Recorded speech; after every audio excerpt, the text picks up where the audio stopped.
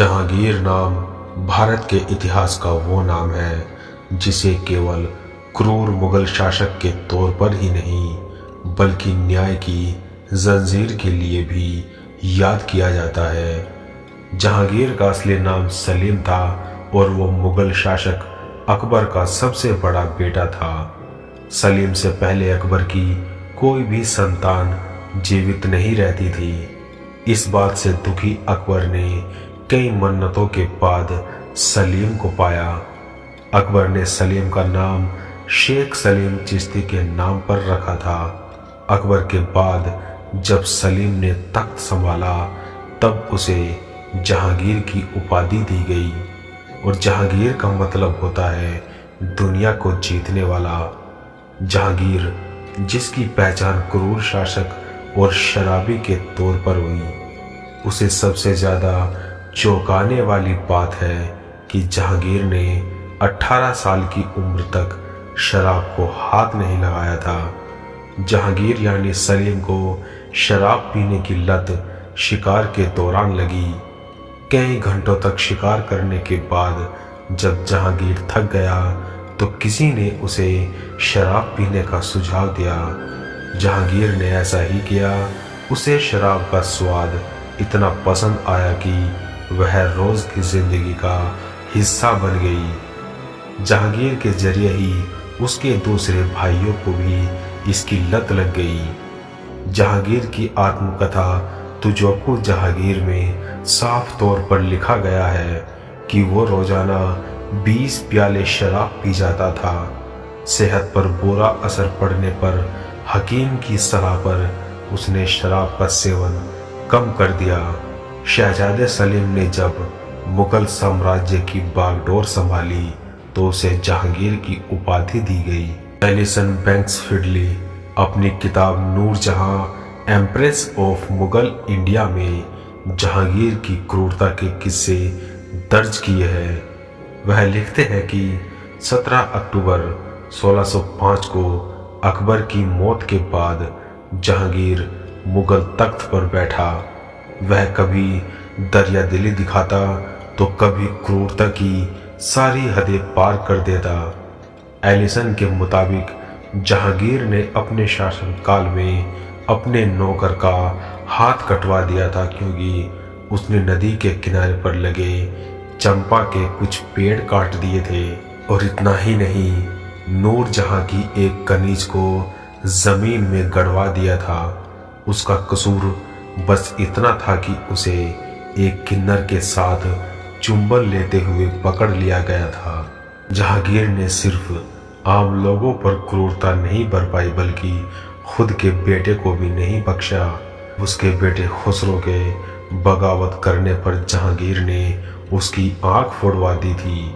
ऐसा करने के बाद उसने लंबे समय तक अपने बेटे की आंखों का इलाज भी करवाया, लेकिन उसकी आंखों की रोशनी कभी वापस नहीं आ सकी। इतिहासकार बैम्बर गोइस्कोन अपनी किताब द ग्रेट मुगल्स में लिखते हैं कि मुगल बादशाह जहांगीर को नजरों के सामने क्रूरता होते हुए देखना काफी पसंद था। फिर चाहे अपराधियों को हाथियों के जरिए कुचलवाने का नजारा देखना हो या फिर किसी के हाथों चीनी मिट्टी का कप टूटने पर उसे चीन जाकर नया कप लाने का आदेश देना हो।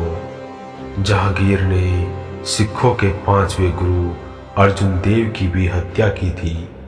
जहांगीर सिख अर्जुन देव से इस बात पर नाराज हो गए थे कि उन्होंने बगावत कर रहे उसके बेटे खुसरो की सहायता की थी। मशहूर इतिहासकार मुनीलाल जहांगीर की जीवनी में लिखते हैं कि गुस्से में लाल जहांगीर ने गुरु अर्जुन देव से कहा कि आप संत हैं और एक पवित्र शख्स है, आपके लिए अमीर और गरीब सब बराबर है, तब आपने मेरे दुश्मन खुसरो को पैसे क्यों दिए? गुरुदेव ने कहा कि मैंने उसको पैसे इसीलिए दिए क्योंकि वो सफर पर जा रहा था, न कि वो आपका कोई विरोधी था। अगर मैं ऐसा नहीं करता तो सब लोग मुझे धिक्कारते और कहते कि मैंने ऐसा इसलिए किया क्योंकि मैं आपसे डरता हूँ और मैं गुरु नानक का शिष्य कहलाए जाने के लायक नहीं रह जाता। गुरु नानक का जिक्र आते ही जहांगीर नाराज हो गया और उसने गुरु अर्जुन देव पर जुर्माना लगा दिया। इस पर गुरु अर्जुन देव ने जवाब दिया कि मेरे पास जो कुछ भी पैसे हैं वो गरीबों के लिए है। अगर तुम मुझसे मेरे पैसे मांगोगे तो मैं सब दे दूंगा, लेकिन जुर्माने के रूप में एक भी पैसा नहीं दूंगा, क्योंकि जुर्माना तो कपटी और सांसारिक लोगों पर लगाया जाता है, साधुओं और संतों पर नहीं। जहांगीर ने इसका कोई जवाब नहीं दिया। वो दरबार से उठकर चला गया।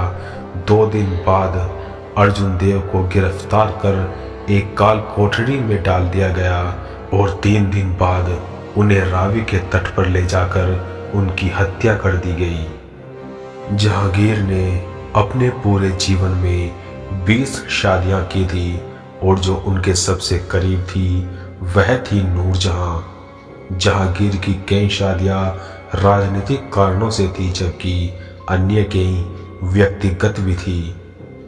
नूरजहां के लिए जहांगीर का प्रेम भी किताबों और किस्सों में आज भी ताजा है। नूरजहां का असली नाम मेहरुन्निसा था, जिसकी खूबसूरती पर जहांगीर फिदा हो गया। नूरजहां विधवा थी, लेकिन जहांगीर उनकी मोहब्बत में ऐसा दीवाना हुआ उसने उससे शादी कर ली।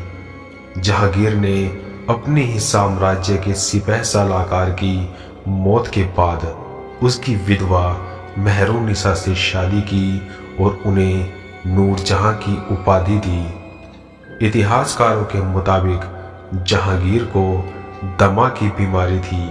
उसे धूल और गर्मी बिल्कुल बर्दाश्त नहीं थी। यही वजह रही थी कि उसने अपने जीवन के अंतिम दौर पर जहांगीर कश्मीर चला गया, जहां उसके साथ बेगम नूरजहां और दोनों दामाद उसके साथ रहने लगे। जहां पर उसके रहने की व्यवस्था की गई थी उसे चंगेज घट्टी के नाम से जाना जाता है। 28 अक्टूबर 1627 को जहांगीर ने 58 साल की उम्र में दम तोड़ दिया। आज की हमारी ये वीडियो यहीं तक। मिलते हैं नेक्स्ट वीडियो में। तब तक के लिए बाय एंड टेक केयर।